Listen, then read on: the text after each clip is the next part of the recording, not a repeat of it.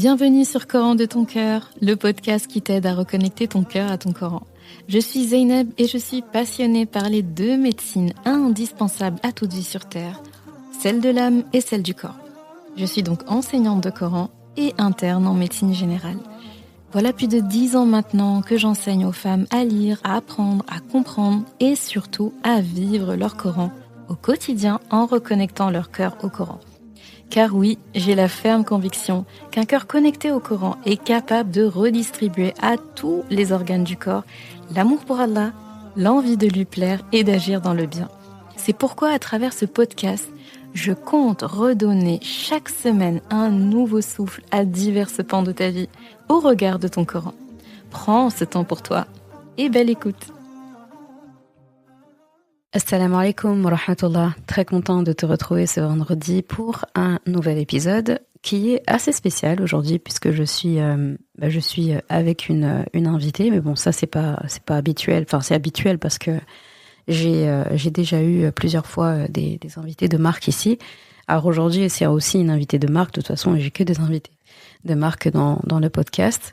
Mais voilà, là c'est une invitée bien spéciale puisque ce n'est autre que ma fille aînée de 9 ans, qui avait des choses à dire visiblement. En fait, c'est quelque chose qu'on voulait faire depuis longtemps et Allah l'a décidé aujourd'hui.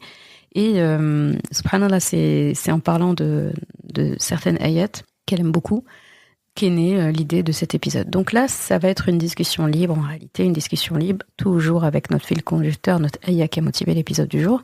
Et Inch'Allah, j'espère que ça va être intéressant. Je me suis dit que ça pouvait être très intéressant d'avoir la vision des choses d'un enfant. On apprend beaucoup d'un enfant.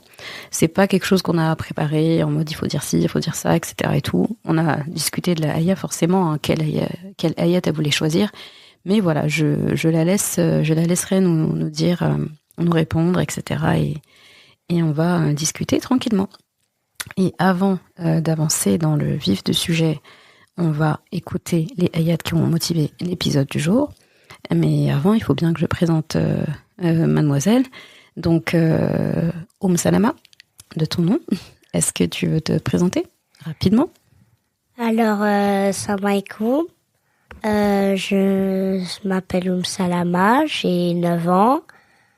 Je suis née d'une fratrie de 3 et je crois que c'est tout. Voilà. Et puis aujourd'hui je fais un podcast avec ma mère.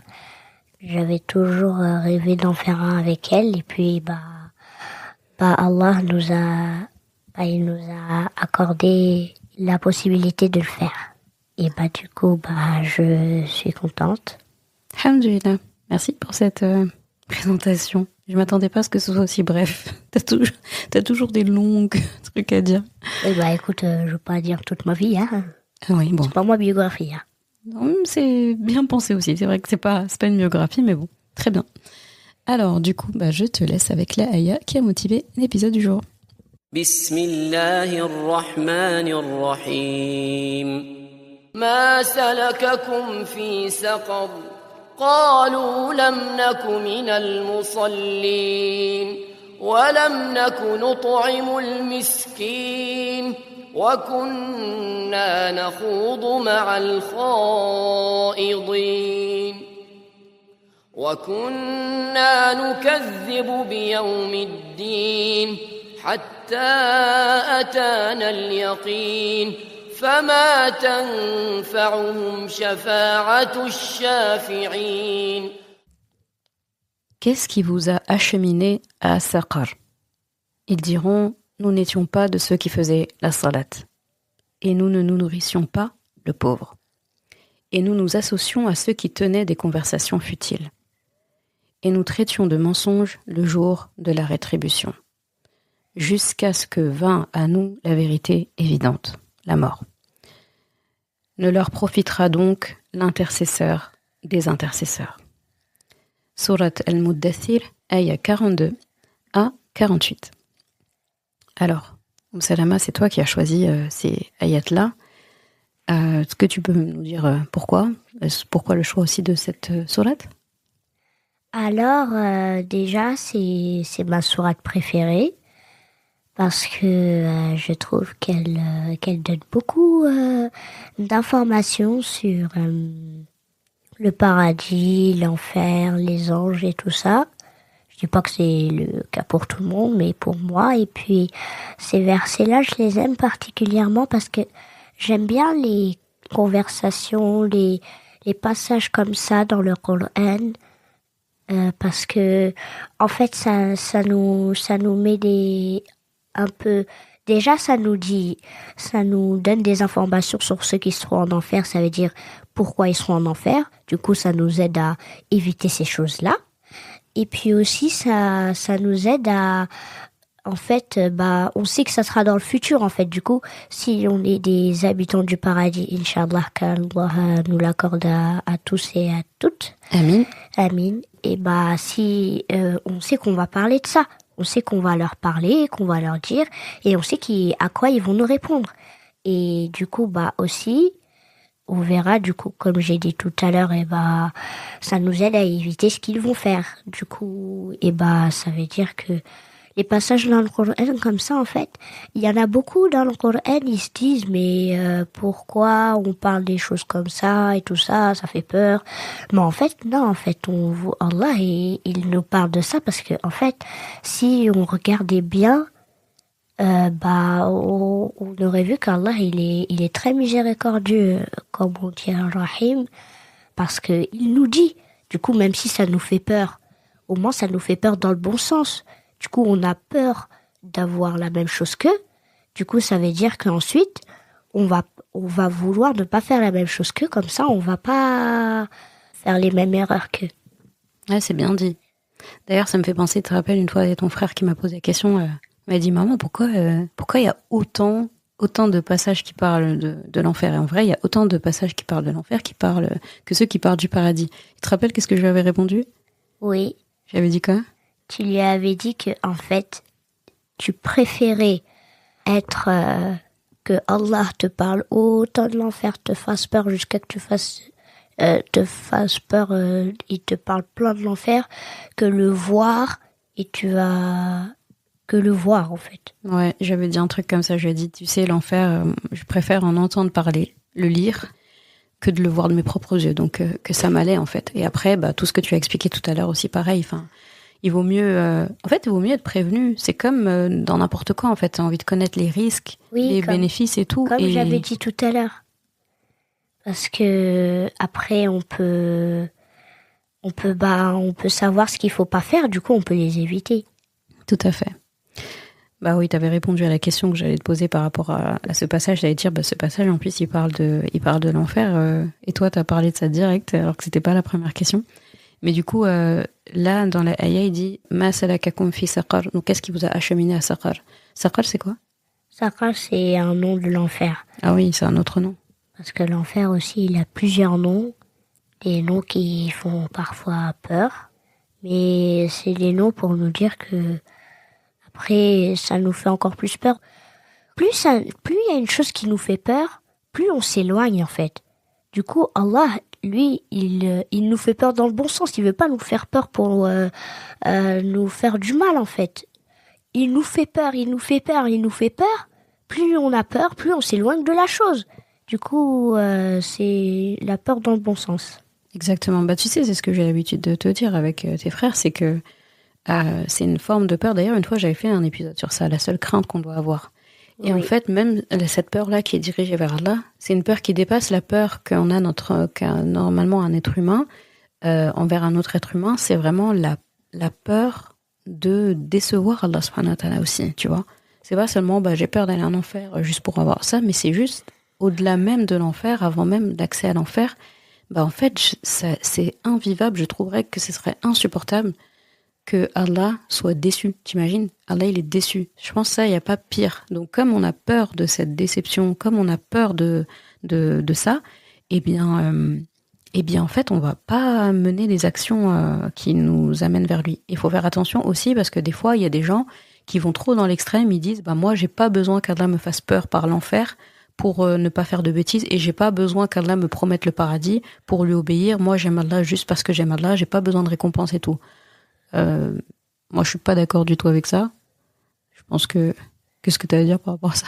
Même les altruistes, je crois pas qu'il dirait ça, hein, parce que s'il dit ça, je crois qu'il exagère trop, il abuse. En fait, tout le monde fait quelque chose pour une récompense en réalité. D'ailleurs, Allah, si c'était pas normal, pourquoi Allah nous promettrait autant le paradis? Et en plus, non seulement il nous promet une récompense, mais il nous promet quelque chose. Comment je décris le paradis à chaque fois? Je dis tout le temps que c'est notre maison, non? Oui. Tu vois, c'est une maison. Et en fait, si on te promet de retourner chez toi, bah bien sûr, tu as envie de retourner chez toi. Tu restes pas sur Terre pour rien, en fait. Tu vis pas toutes ces épreuves pour rien. Bah oui, par exemple, la Terre, c'est comme le prophète sallam il l'avait dit. Bah une fois je crois qu'il l'avait dit au compagnon Abdullah ibn Omar radiallahu anha, d'après un livre que j'avais lu. Anhu. Et bah du coup il avait dit à ce compagnon, fais que cette terre ici-bas soit que tu sois comme un passager ou un étranger ou un passager d'escale un peu. Du coup, c'est comme si par exemple, je sais pas, tu vas en avion, tu fais un escale et bah ensuite tu repars chez toi en fait. En plus nos âmes, nos ruhs, bah ils viennent tous du paradis. Et puis ils descendent dans le ventre de nos mamans, qu'on doit beaucoup chérir aussi.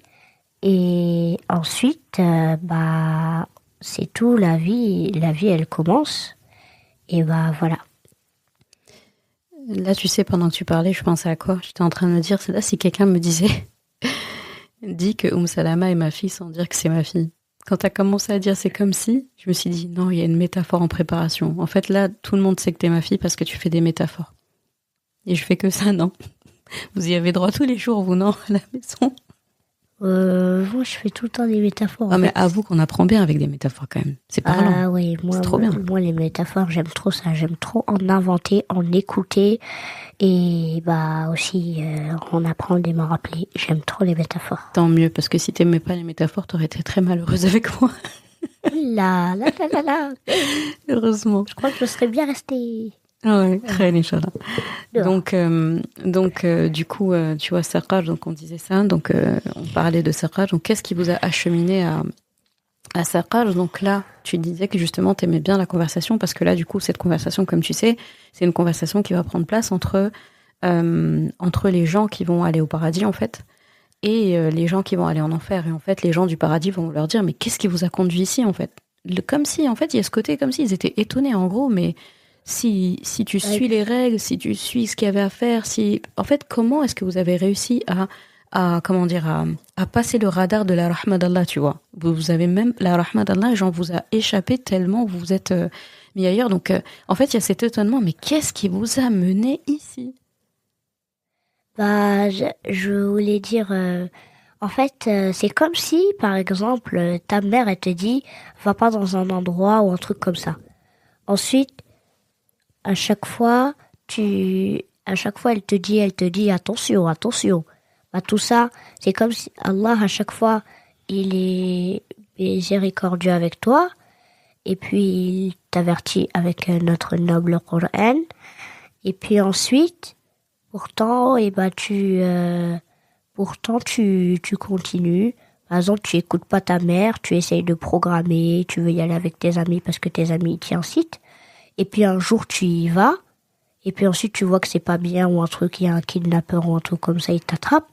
Et puis ensuite, où elle te voit comme ça avec tes amis, elle te voit et te dit, mais qu'est-ce que tu fais ici? Je t'avais dit quoi? Qu'est-ce que je t'ai dit? Pas mal. Tu te moques de moi.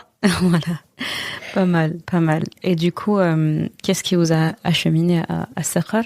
Et là, il y a leur réponse, et ça va être quand même une longue réponse.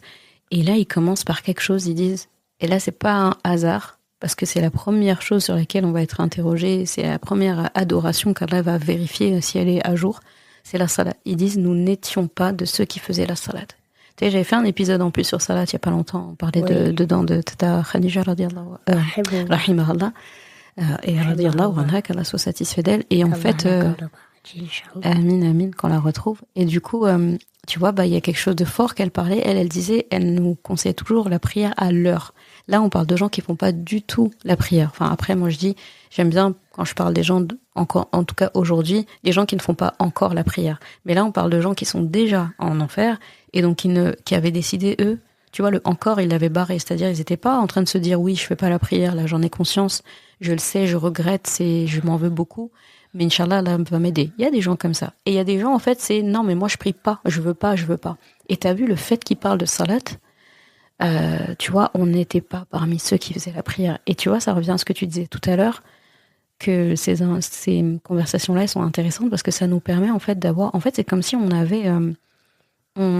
On regardait quelque part, on va dire, un film, donc du futur, mais qui est réel, c'est pour de vrai. Et en fait, on a déjà les réponses et les répliques, on sait très bien comment ça va se passer. Je pense qu'au Al-Qiyamah, on va pas être étonné, dans le sens où on va pas être choqué, on va juste se dire, mais c'est exactement les mêmes phrases qu'il y avait dans le Coran. Il a dit la même chose, et lui, il a répondu exactement la même réplique. Mais c'est identique, on dirait que la pièce de théâtre se refait.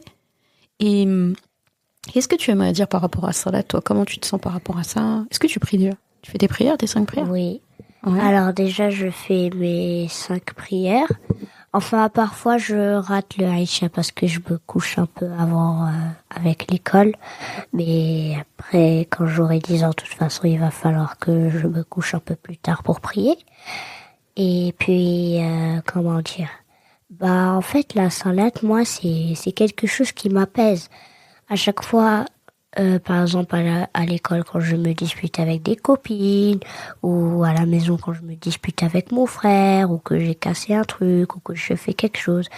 Et après, moi, je me sens mal. Même les personnes, je crois que presque toutes les personnes du monde vont sentir ça. Si on se sent blessé, tout ça, on peut se sentir mal. Ça arrive, c'est humain. On est des humains. Et du coup, moi, quand je fais la salade, déjà, c'est pour parler avec Allah. Alors, j'ai le droit de parler. Parce que je parle avec Allah, c'est moi qui parle. Allah, il me répond, je l'entends pas. Mais j'ai le droit de parler puisque je parle. Et du coup, parfois, je fais, pendant la prosternation, c'est très recommandé. Et le dernier tashahhud, c'est très recommandé de faire les doigts qu'on veut parce qu'elles seront toujours exaucées, Inch'Allah. Et Donc c'est pendant ces moments que tu discutes, quoi. oui, c'est comme si je m'étais fait mal. Je suis tombée, je me suis fait mal. J'ai mal, je pleure. Et puis je le dis à maman, ma mère me met un pansement et puis c'est fini, c'est tout. C'est la même chose avec Allah. À chaque fois, En mieux. Oui, en mieux, ça, t'as raison. Il me met le pansement de sa rahma, surtout quand je fais... Parfois, c'est le pansement de sa rahma. Parfois, c'est le pansement de sa miséricorde. Par exemple, quand je fais une bêtise, je lui demande pardon, il me met le pansement de la miséricorde. J'aime bien comment tu as dissocié rahma et miséricorde. Dans le côté où il y a des moments par rapport à la miséricorde où tu as besoin qu'il ait vraiment pitié de toi. Oui. Alors que dans rahma, ça implique beaucoup plus de choses. Oui. Par exemple, quand je fais une bêtise, j'ai cassé une assiette que papa, il était pas du tout content, mais pas du tout. Je me sens mal, parce que moi, ça me fait pas plaisir. Surtout moi, je sais pas pourquoi, mais moi, quand mes parents sont fâchés ou un truc comme ça à cause de moi, ça me rend mal à l'aise, mais comme pas possible. Et Allah, il me met le pansement de la miséricorde. Et puis parfois, quand je fais la prière, je termine mes askars, je me sens bien. Parfois, j'ai même oublié le problème. C'est trop beau. Tu sais, au moment où tu parles, ça me fait penser à qui? À Tata Safia, de Douceur et Lumière. On lui fait un grand salam si elle passe par là. Bisous, Tata. Et en fait, elle parle souvent de ça, du fait, tu vois, quand tu vois les invocations lumineuses et tout, qu'elle enseigne aux enfants, eh bien, tu vois, elle insiste beaucoup sur le fait, là, côté parents, elle parle beaucoup aux parents, dans le sens, c'est important, en fait, quand, en fait, nous, on est un lien entre Allah et l'enfant, donc on lui apprend à créer du lien, mais c'est très important quand l'enfant il a un problème ou un truc comme ça, de toujours le diriger vers Allah. C'est-à-dire, il y a un souci, il faut pas que l'enfant il se dise ouais, c'est ma maman qui va me sauver, qui va m'aider. Il faut vraiment, dans un premier temps, expliquer à l'enfant, ah, subhanallah, t'as ça, reconnaître l'émotion, et après lui dire, on va demander à Allah, Allah il va t'aider, etc. et tout. On lui demande d'abord et après on agit. Comme le hadith où Rasulullah sallallahu alayhi wa sallam dit, qu'il faut demander à Allah, même si c'est que du sel en fait. Que du sel, il faut lui demander et après tu cherches ton sel. Oui. J'avais juste envie de dire un truc. En fait, je me suis rappelé, d'une chose. En fait, si on veut être un bon enfant qui a une bonne foi, qui a une très très très bonne foi, bah faut prendre l'exemple sur les prophètes quand ils étaient enfants en fait. Ou sur pas mal. Ou sur des personnes, des grandes personnes illustres qui étaient nés musulmans, ou par exemple sur les prophètes, par exemple. Si on regarde le prophète Youssouf, lui, alayhi salam, il est né avec Yacoub, mais quand il était dans le puits et tout ça, il était encore petit. Je crois qu'il avait à peu près mon âge, un peu plus grand, mais il avait beaucoup de foi en Allah, alors qu'il était encore petit, très jeune. Et si on regarde bien la biographie ou qu'on regarde des choses comme ça, bah voilà, on va voir qu'en fait, ils étaient très très très attachés à Allah. Sauf les prophètes qui ont reçu la révélation après, mais même les prophètes qui étaient nés dans des familles pas musulmanes, ils avaient une foi, ils voulaient pas croire aux idoles comme notre grand modèle, le prophète sallallahu alayhi wa sallam. Bah, il était né dans une famille idolâtre un peu. Bon, vers son époque, quand il était encore petit, c'était un mélange idolâtre et croyance avec Allah. Ouais, il y en a qui étaient pas polythéistes.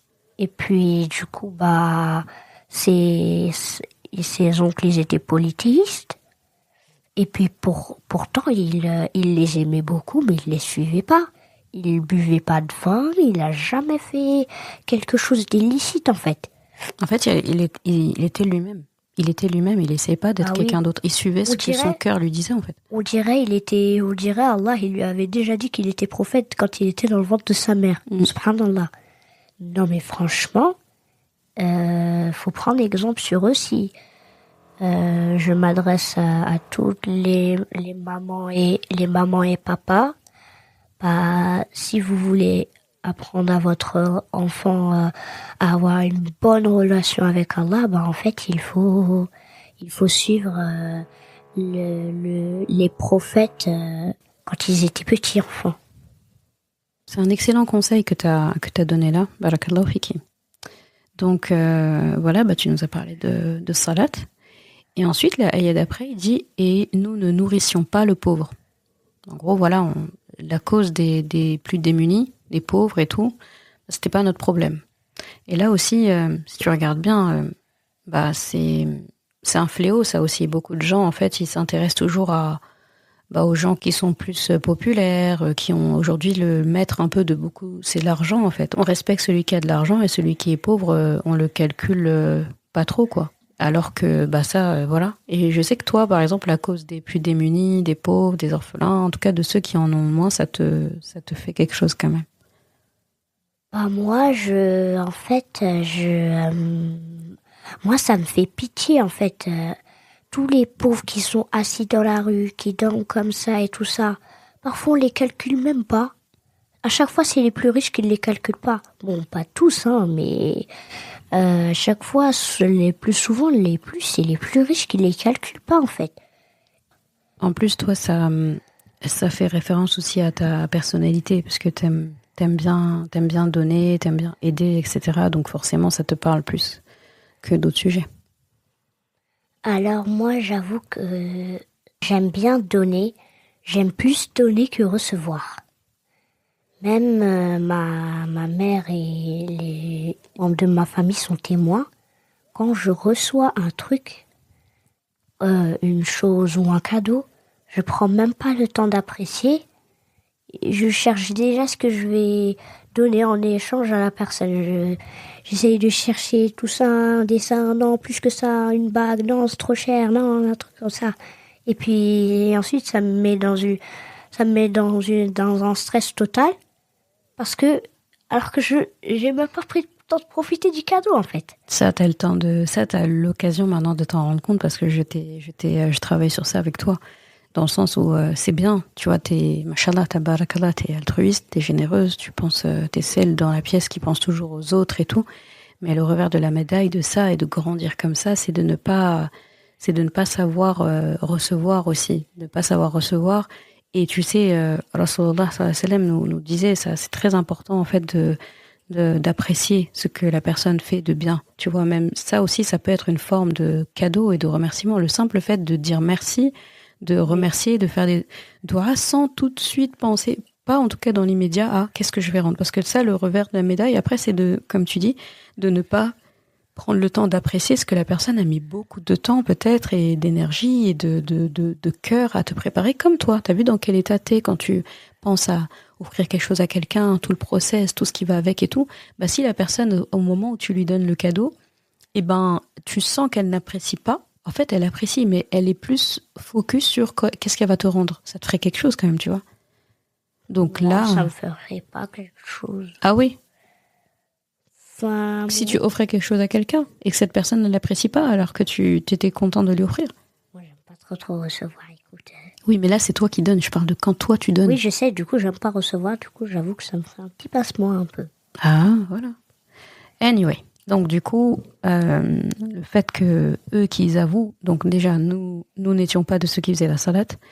Et en plus, on ne nourrissait pas le pauvre. Tu vois, le pauvre. Donc, en plus, là il dit le pauvre, il dit pas des pauvres, un pauvre, pour dire que ce sont des pauvres qu'on connaissait. Ce sont des pauvres qui étaient évidents devant nous. Et malgré tout, en fait, on les calculait pas. Et ça, c'est grave. Ensuite, il dit, et nous nous associons à ceux qui tenaient des conversations futiles. Ça aussi, tu vois, bon, toi, t'es une enfant, donc les conversations futiles, des bavardages et tout, peut-être que c'est moins parlant que pour un adulte. Mais pour toi, ce serait quoi, par exemple, tout ce qui rentrerait dans des discussions futiles? Pour toi, ce serait quoi? Bah, pour moi, ça serait parler derrière le dos des autres. Ouais, ça, j'avoue, c'est pas utile. Mentir sur l'autre. Et puis, se moquer de l'autre en sa présence. Parce qu'on parle ensemble, on dit hey, je ne sais pas. Et puis, je crois que c'est tout. Et aussi parler des choses qui sont pas utiles dans la religion. Par exemple, on parle de hey, t'as vu la chanteuse, je sais pas quoi là, t'as vu ce qu'elle a, sa chanson, elle était trop bien. Je sais pas quoi là. C'est trop marrant que tu parles de ça alors que toi tu écoutes même pas de chanteurs et chanteuses. Bah écoute, j'ai l'habitude d'entendre ça dans l'école. Ah oui, des gens qui en parlent. Tu vois, quand je regarde l'étymologie du mot qui est employé par Allah subhanahu wa ta'ala, tu sais que j'aime bien regarder la racine des mots. Quand elle dit en arabe, c'est « wa kunna nakhudu ma'al kha'idin », c'est ça? Bah tu vois, kha'idin, donc ça vient de la racine khada, khawada. Et donc en fait, ce verbe-là, c'est le fait de s'enfoncer dans quelque chose, de s'engager, de plonger, de s'enliser dans quelque chose, de remuer, de mélanger. Donc là, ça peut paraître un peu abstrait, mais kha'idin, littéralement, ça veut dire ceux qui s'engagent, ceux qui affrontent aussi. Un peu comme pour dire, c'est les gens qui s'enlisent, ça veut dire vraiment s'engouffrer. S'enfoncer. Voilà, exactement, dans des discussions qui servent à rien. Et tu vois, toi, dans ce que tu as cité de futile, c'est très intéressant. Mais des fois, il n'y a pas que le futile en rapport avec parler sur les autres et tout, ou se moquer des autres. Il y a aussi le futile, tout simplement, discuter en tout cas, les savants, quand ils parlent de ça, des discussions qui sont futiles, c'est des discussions où on n'apprend pas quelque chose d'utile dedans. Justement, c'est ce que j'avais dit. Voilà. En fait, quand tu sors de cette discussion-là, ça n'a servi à personne. Bah oui. Ça te sert pas à la religion, ça te sert pas à prendre tes leçons sur la shahada, ça t'aide à rien. Sauf t'émerveiller et te tromper alors qu'ils disent des chansons de n'importe quoi, là. Pourquoi tu fais un focus sur ça, là? C'est quoi le rapport avec... dis donc, t'as une dent contre ça, hein, sur les chansons futiles. Mais Franchement, c'est nul. ça, c'est toi qui dis, effectivement. Et t'as drôle de penser. Du coup, les discussions futiles aussi, il y en a qui pourraient se dire, oui, mais ça veut dire que quand on parle de la pluie et du beau temps et tout, c'est pas bon. Bah non. Parler des choses, par exemple, je sais pas, tu parles des faits divers, tu parles de la nature, etc. Ça peut être utile aussi, tu vois. C'est très utile aussi, parce que parfois, ça, par contre, ça nous sert. Parce que par exemple, on peut s'émerveiller et tout ça, on peut voir des trucs, et là, on sait que c'est pas l'homme qui le fait, et on sait que c'est Allah. Du coup, ça, c'est utile. Pas les trucs de parler d'autres choses, là. Ouais. Et après, ils disent, et nous traitions de mensonges le jour du jugement, le jour de la rétribution. Et ça, c'est quelque chose que beaucoup de peuples avant ont fait. Aujourd'hui, il y en a même encore qui le font. Malheureusement, il y en a même dans la communauté qui peuvent se...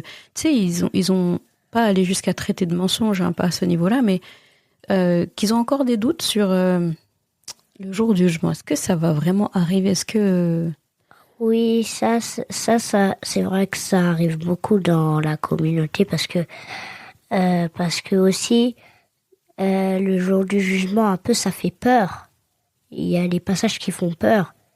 Et puis, se retrouver devant Allah et, comme ils ont dit, avoir la nudité. Et puis, en plus de ça, que tes mauvaises actions ou tes petites bêtises soient devant tout le monde, devant là. tout le monde, alors que tu voulais pas les dire, c'est la honte totale. Du coup, ça, t'as pas envie. Du coup, t'as des doutes. Ou parfois, tu vas aller même à mentir parce que tu veux pas que ça se passe, en fait. Et de toute façon, même si tu mens, surtout si t'es musulman, tu sais que ça va arriver, en fait. Du coup, tu peux mentir autant que tu veux. Tu peux faire ce que tu veux. Tu peux faire ce que tu veux, mais ça va pas changer, en fait. Tu peux pas changer le futur. Ouais. Surtout pas ce futur-là. Et après, ils disent donc on a fait tous ces mauvaises choses, et il dit jusqu'à ce que nous vient la vérité évidente, donc la mort, jusqu'à ce que la mort elle arrive. Là aussi, la mort, le prophète sallallahu alayhi wa sallam, il l'appelait le coupeur de plaisir, la coupeuse de plaisir, dans le sens où les plaisirs de ce bas monde, en fait. La mort, elle vient les couper. Mais la mort, on peut la voir aussi comme autre chose. Quelqu'un qui s'est bien préparé, de toute façon, à la vie dans l'au-delà, la mort, c'est juste une porte d'entrée. Une fois, j'avais posé la question, j'étais dans une assemblée, je sais plus si c'était des ados ou un truc comme ça, j'avais dit, mais qui veut aller au paradis? Tout le monde a levé la main. Qui veut mourir? Et là, tout le monde mais c'est pas, il baissait la main, c'est il croisait les bras bien fort là, genre, non. Et après, je disais, mais pourtant, c'est impossible d'accéder au paradis si on ne meurt pas. Tu sais, c'est comme s'il y avait une pièce de l'autre côté, on dit, qui veut rentrer dans cette super pièce où il y a plein d'attractions là-bas, il y a plein de trucs à manger, il y a plein de jeux, etc. Tout le monde dit, moi. Et quand on dit, qui veut ouvrir la porte? Ah non, je l'ouvre pas la porte, je reste là. Du coup, ouais, si tu veux, tu peux rester de l'autre côté de la pièce, c'est pareil. Donc en fait, la mort, moi je la vois comme ça, c'est une porte d'entrée. C'est un loquet en fait, c'est un loquet, et pour pouvoir l'ouvrir et tenir la poignée, baisser la poignée avec sérénité, avec vraiment dans la paix, dans la sakina, faut juste que le temps qu'on a passé dans la pièce où on était, on a fait du bien. On s'est pas éternisé dedans, parce que quand on s'éternise là-bas, et qu'on sait pas trop qu'est-ce qui va nous attendre de l'autre côté, on n'a pas envie de baisser la poignée, et donc finalement on reste que dans quelque chose de beaucoup moins intéressant et beaucoup moins bon, parce qu'on n'ose pas. Et de l'autre côté de la porte aussi, il peut y avoir des mauvaises choses. L'enfer, c'est aussi de l'autre côté de la porte. Qu'est-ce que je voulais dire? Ça me rappelle, dans un livre, il y avait un tableau. En fait, il y avait le tableau, par exemple, là, il y avait un tableau divisé en 3. La première partie du tableau, c'était lieux. Dans les lieux, il y avait ici-bas, la mort, au-delà. Ensuite, il y avait mécréants et musulmans. Du coup, dans les lieux, pour ici-bas, pour le mécréant, c'était le paradis. Pour le musulman, c'était l'enfer. Ensuite, dans la tombe, pour le mécréant, c'était une prison. Et pour le musulman, c'était un lieu de repos. Ensuite, dans l'au-delà, ils n'ont pas mis enfer ou paradis, ils ont juste mis au-delà pour qu'on puisse mettre les deux sans devoir mettre de slash. Ils ont mis au-delà, et du coup, ils ont mis pour le mécréant enfer, et pour le musulman paradis, en fait. Du coup, ça montre qu'en fait, ici-bas, ça sera, pour un vrai musulman, ça sera la prison. Ça veut pas dire que... La prison, t'avais dit une enfer. épreuve. Ah oui, enfer. Dans le sens, ça va être difficile, et Allah, il nous a prévenu. Ça veut pas dire qu'on a le droit de rien aimer ici-bas, hein. Mais ça veut pas dire qu'on a le droit de rien, qu'on n'a pas le droit d'aimer quelque chose. Bien sûr que si. Parce que ici-bas, il y a ta famille, ici-bas, il y a tes amis, il y a des plaisirs de la vie qui sont intéressants. Il y a des plaisirs qui sont bien. Ici-bas, t'auras le Coran, si tu l'aimes pas, c'est un problème, hein. Du coup, mais le reste, c'est... En fait, faut pas s'éterniser, en fait. Faut pas trop exagérer sur les plaisirs. Du coup, à part ce qui est bien, sinon c'est un enfer. Pour le mécréant, lui, il en a rien à faire. Pour lui, c'est le paradis là-bas. Ici-bas. Ici-bas. Et du coup, en fait, pour la mort, en fait, pour le musulman, pour le vrai musulman, c'est un lieu de repos. Tu peux enfin te reposer de l'enfer d'ici-bas, en fait.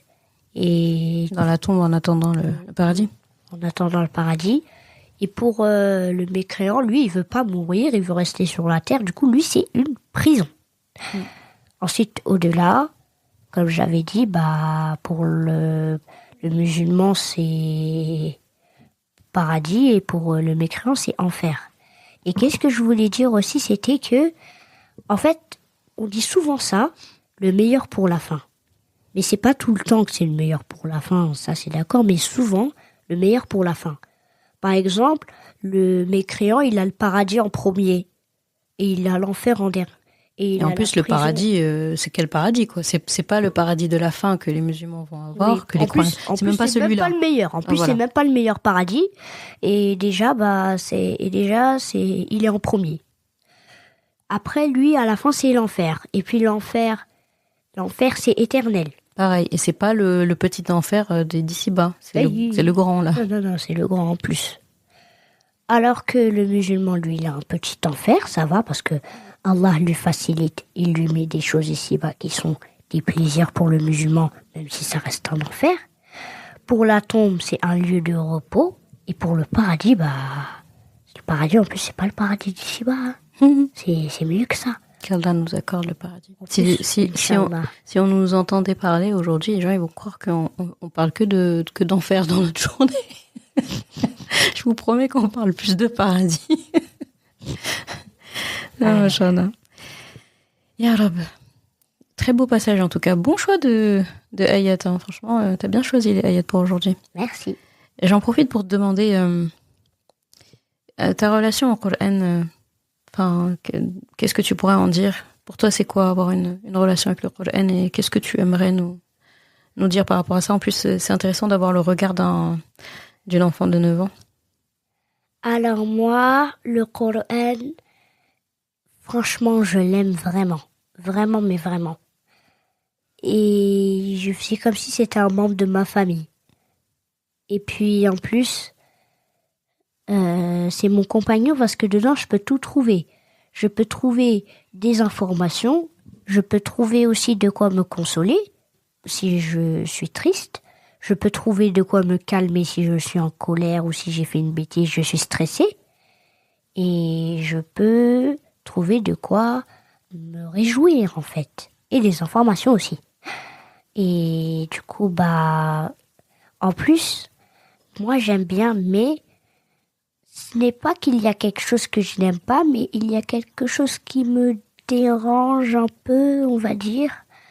C'est que je récite des sourates que je connais depuis longtemps, mais je n'ai pas connu la traduction.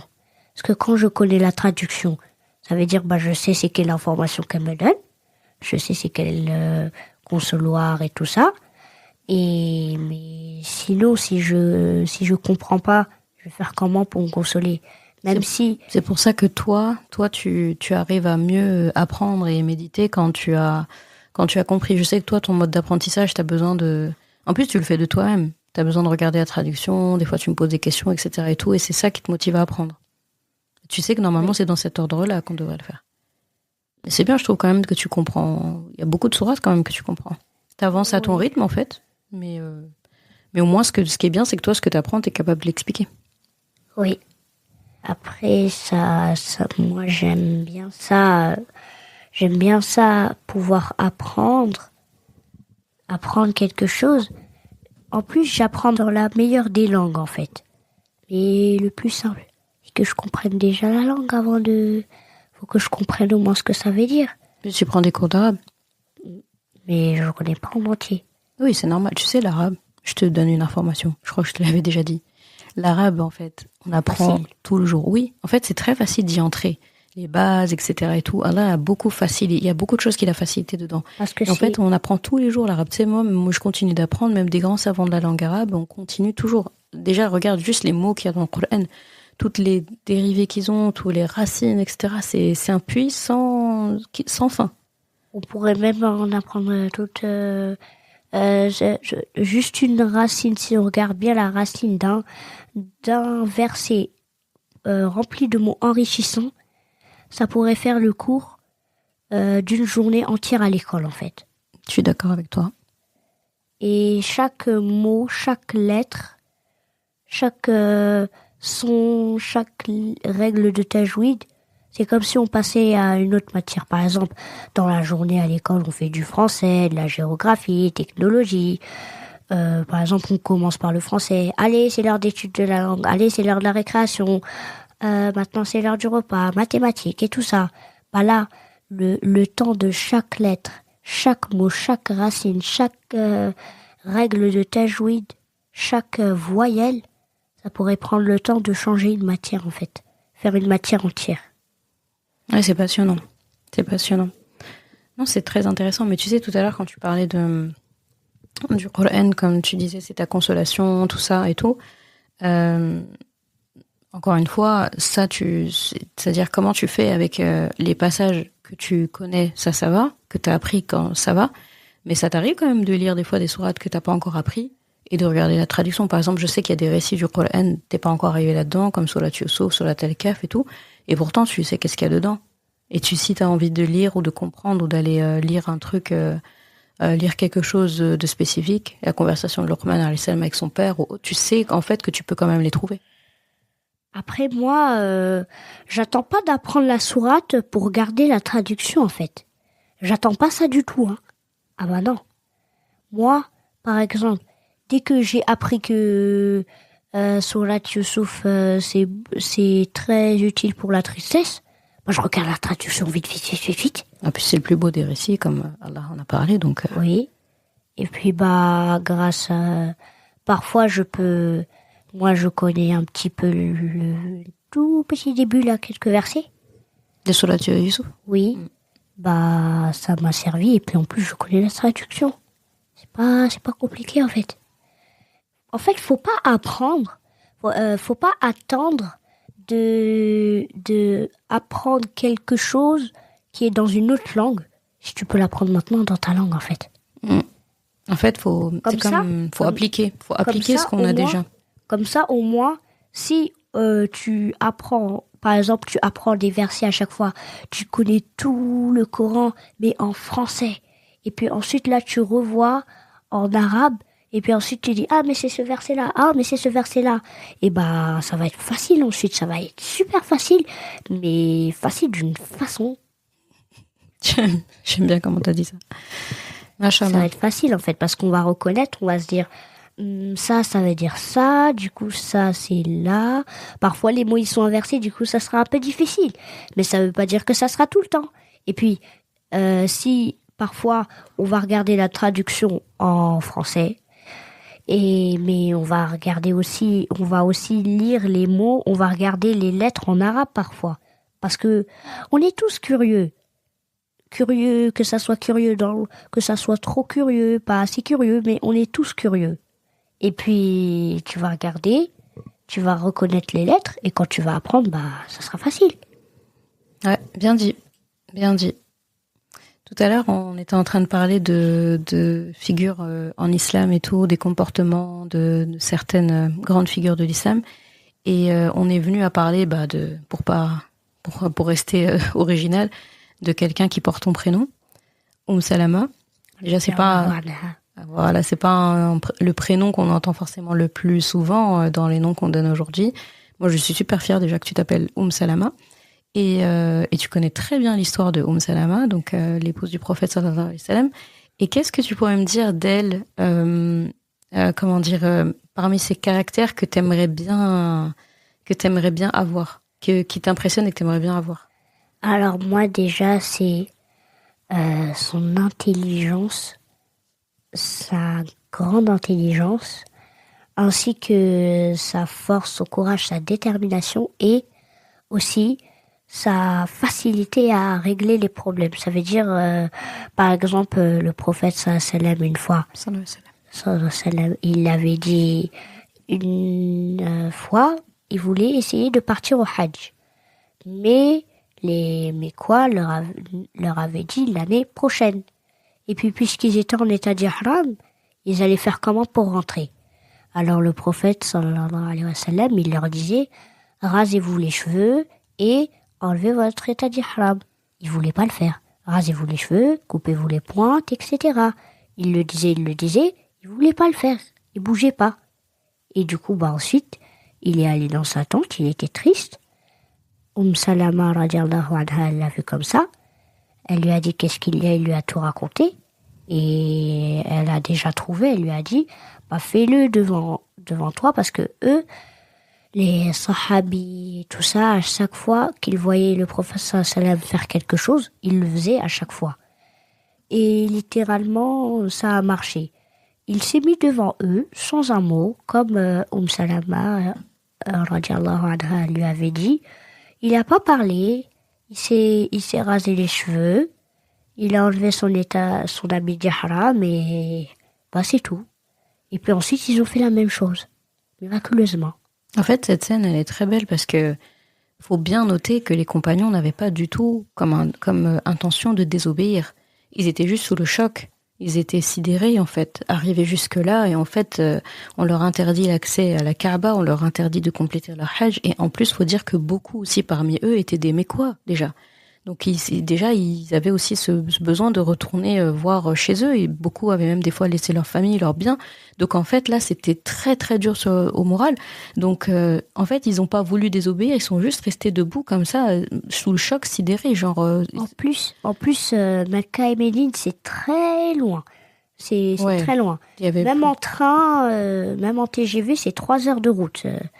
Non, c'est moins de 3 heures, là. C'est pas 3 heures. Si, c'était 3 heures. Non, là, entre Mecca et Médine, c'est pas 3 heures. C'est 2 heures. Le train, c'est 3 heures, là. Oui, je me rappelle très bien, c'était 3 heures. Quand t'étais allé, c'était 3 heures. Oui, c'était 3 heures. Je me rappelle plus, j'ai l'impression que c'était plus court que ça. Hein. C'était 3 heures. Bon. Mais alors, imaginez, eux, ils allaient avec des chameaux qui étaient chargés et tout ça, ils marchaient lentement. Il y en avait, ils marchaient comme ça, ils étaient fatigués et tout ça, et ils viennent jusqu'ici.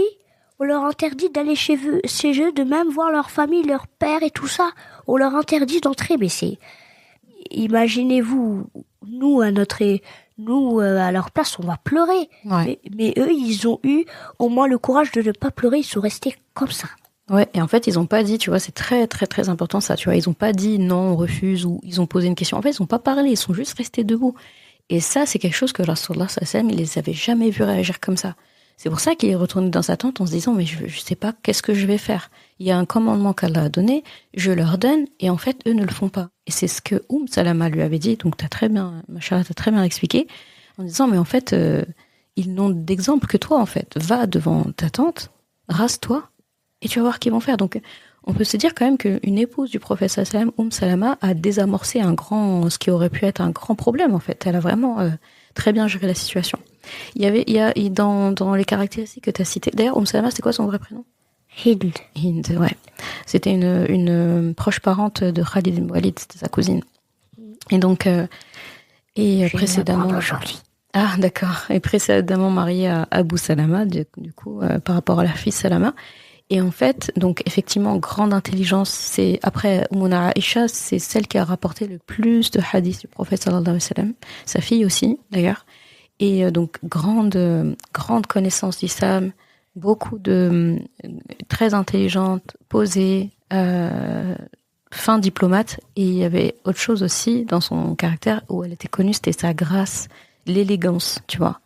Elle était très élégante, très gracieuse. En fait, elle, on disait aussi qu'elle était très belle, mais ça dépassait même la beauté. C'est-à-dire, c'était parce que quelqu'un peut être beau, mais avoir des mauvaises manières. Quelqu'un peut être beau et être inélégant, tu vois.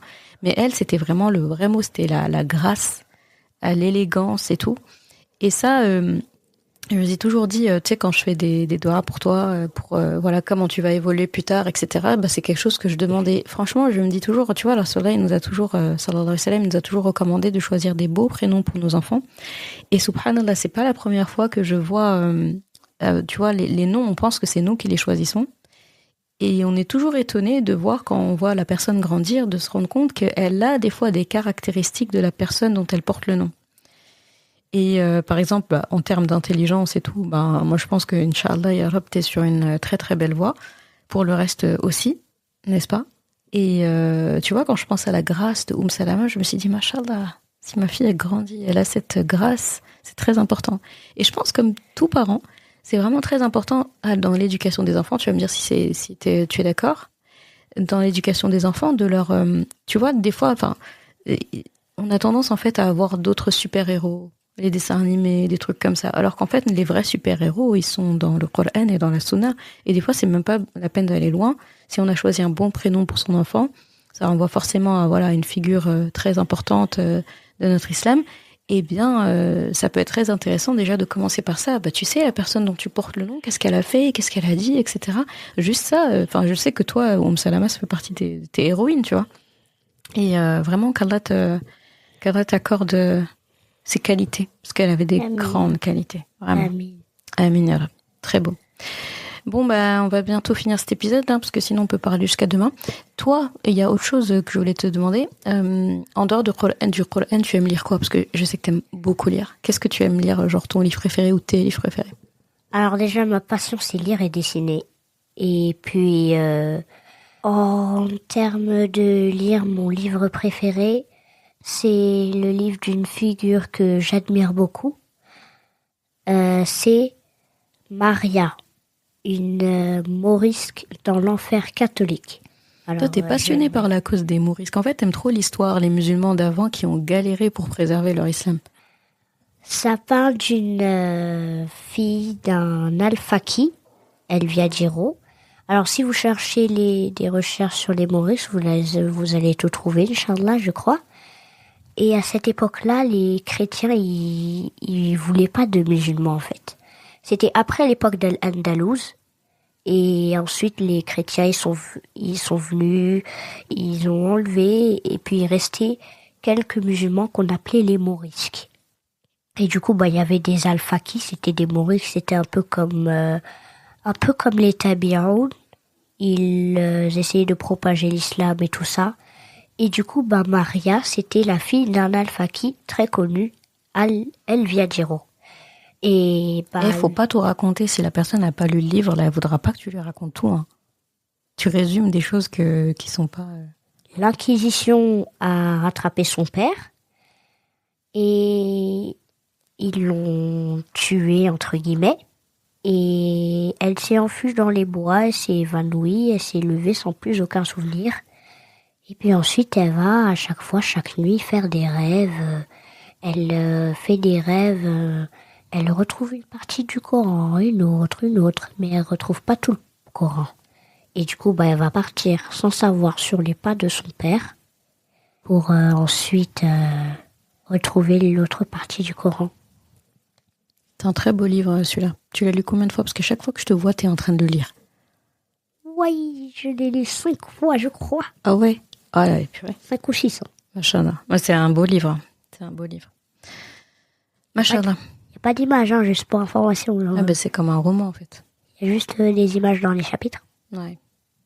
Il est très beau, ce livre-là. Sinon, t'aimes lire un peu de tout aussi? Dans les éditions Sarrazin. Les éditions Sarrazin, d'accord. T'aimes bien, en tout cas, t'aimes bien tout ce qui est historique, biographie. Oui. Aussi la couleur des sentiments. Après Maria, c'est mon préféré. Après celui que je viens de citer. Ça parle des Noirs qui étaient chrétiens, mais c'était pas à la même époque. Hein. Mais après, C'était bien après. C'était c'est vers aux l'époque États-Unis. de Malcolm. Malcolm X. Vers l'époque de Malcolm X et Mohammed Ali. Et voilà, ça parle deux Noirs, Minnie et Ebeline, qui vont être amis avec Miss Skeeter. Voilà. Je dis pas plus. C'est l'époque de la ségrégation, quoi. Je sais que c'est une cause aussi qui te touche beaucoup. Machallah. Bah écoute, on a bien discuté, on a abordé pas mal de choses. Je te remercie. En tout cas, je te remercie d'avoir accepté d'avoir accepté mon invitation. Et en fait, c'est toi qui m'invite, et qui me harcèle depuis des mois. Accepter, c'est un peu abusé, non? Oui, c'est parce que c'est pas accepté, c'est toi qui as proposé déjà. Donc. J'ai proposé. Si t'as des beaux mots là, ça suffit là. D'accord, je vais le faire. Ouais, j'ai cédé quoi. T'es en train de raconter devant tout le monde à quel point t'as réussi à me convaincre. C'est bien. C'est bien, je suis persuadée. Machallah, bah écoute, Salama, on va s'arrêter là. Et donc, je demande à Allah subhanahu wa ta'ala de te préserver, de préserver tes frères, de préserver Amen. toute la descendance de cette communauté et qu'Allah fasse de nous de bons ancêtres, vous aussi de bons ancêtres, parce que dès que vous foulez la terre, vous devenez des ancêtres. Et voilà. Amin ya Rabbal Alamin. Salam alaikum. Salam alaikum. Merci d'avoir écouté cet épisode. Et comme toujours, si ce podcast t'a apporté du bien, alors une chose à faire, t'abonner pour ne rien rater. Et si il te semble pouvoir être utile à d'autres personnes, sens-toi libre de le partager et même de laisser un commentaire et la note de ton choix sur ta plateforme d'écoute préférée. Ce sera une belle manière de me faire savoir que ce podcast doit continuer et être écouté par le plus grand nombre. Je confie à Allah subhanahu wa ta'ala le soin de préserver ta foi, ton honneur et ton cœur. Je te laisse à présent passer un bon moment avec ton Coran et je te dis à vendredi prochain pour un nouvel épisode. Assalamu alaikum wa rahmatullah.